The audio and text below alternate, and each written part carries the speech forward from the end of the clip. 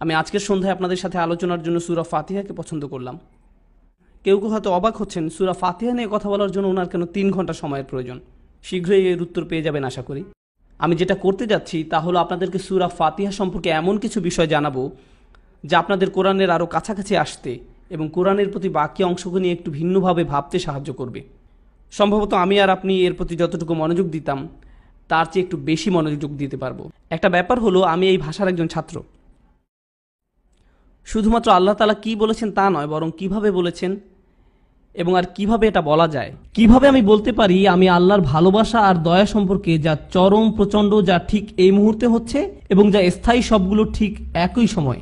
তার কেবলমাত্র একটি উপায় আছে, সেটি হচ্ছে আর রহমান রহিম। সুবহানাল্লাহ। এর চেয়ে ভালো কোনো শব্দে আপনি আল্লাহর ভালোবাসা এবং দয়া সম্পর্কে বলতে পারবেন না আর রহমান আর রহিম ছাড়া। কিন্তু এটা এখন পর্যন্ত এই প্রশ্নটির উত্তর দেয় না, কেন আর রহমান প্রথমে, কেন আর রহিম দ্বিতীয়। দয়া করে একটু সতর্কতার সাথে শুনুন। আপনি কাজে আছেন, আপনি সপ্তাহের কোন দিন বেতন পান?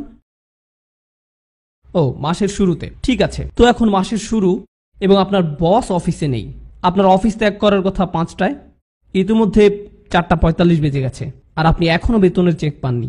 কিন্তু আপনার বেতনের চেকটা খুবই দরকার, কারণ আপনি যে জুতোগুলো দেখে এসেছিলেন তা আপনার কিনতেই হবে। তো আপনার বেতনের চেকটা দরকার আর আপনি মরিয়া হয়ে উঠছেন। ইতিমধ্যে 4:45 বেজে গেছে আর আপনার বস অফিসে নেই। কিন্তু আপনার সহকর্মী বলছেন, দুশ্চিন্তা করো না, তিনি নির্ভরযোগ্য, তিনি আসবেন এখানে, শান্ত হও।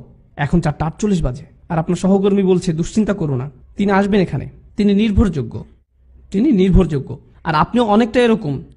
আমি জানি তিনি নির্ভরযোগ্য, কিন্তু তিনি যদি ঠিক এই মুহূর্তে নির্ভরযোগ্য হতেন, আমাকে বলো না তিনি দায়িত্ববান, নির্ভরযোগ্য, ভালো।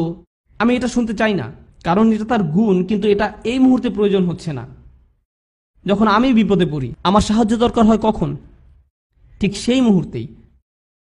তো আপনি আল্লাহর সেই নামটি চান যা আপনাকে সাহায্য দেবে কখন?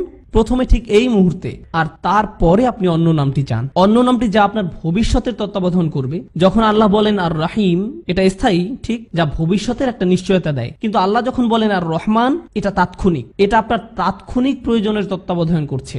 আমি আপনাকে আরেকটা উদাহরণ দিব। আপনি বাসায় যাবেন, আপনি সত্যি অনেক ক্ষুধার্ত, আপনি জানেন আপনি ট্রাফিক জ্যামে আটকা পড়বেন, কেউ আপনার গাড়িকে পাশ কাটিয়ে চলে গেল, আপনি সত্যিকার অর্থে হতাশ। শেষমেশ আপনি অবশ্য বাসায় ফিরলেন। আপনার স্ত্রী কোনোভাবে বাসায় আগে এসেছেন, তিনি আপনার জন্য একটা চমৎকার নৈশভোজ এবং সবকিছুর আয়োজন করেছেন আগে এসে। আর আপনি জানেন তিনি নৈশভোজ তৈরি করেছেন, কিন্তু এখনো সেটা তিনি আপনাকে পরিবেশন করেননি। কিন্তু আপনি খুবই ক্ষুধার্ত আর আপনি বাসায় ফিরেছেন, আর আপনার স্ত্রী বললেন, তো আগামী সপ্তাহে তুমি কি খেতে চাও? এমনটা হলে আপনি কি বলবেন? হেই মহিলা, আমি পরবর্তী সপ্তাহের পরোয়া করি না, আমাকে এখন খেতে দাও। যখন আপনি ক্ষুধার্ত, একমাত্র জিনিস আপনি কি ভাবতে পারেন? ঠিক এখন। প্রসঙ্গত যখন আপনার ঠিক এখনকার চাহিদাটা পূরণ হয়ে যাবে, যখন আপনার খাওয়া দাওয়া শেষ হবে, ঢেকুর তুলবেন আর বলবেন, আহ, পরবর্তী সপ্তাহে আমরা কি খাচ্ছি? আসসালামু আলাইকুম, আমি নোমান আলী খানের বাংলা ডাবিং করি। আপনারা এই চ্যানেলটি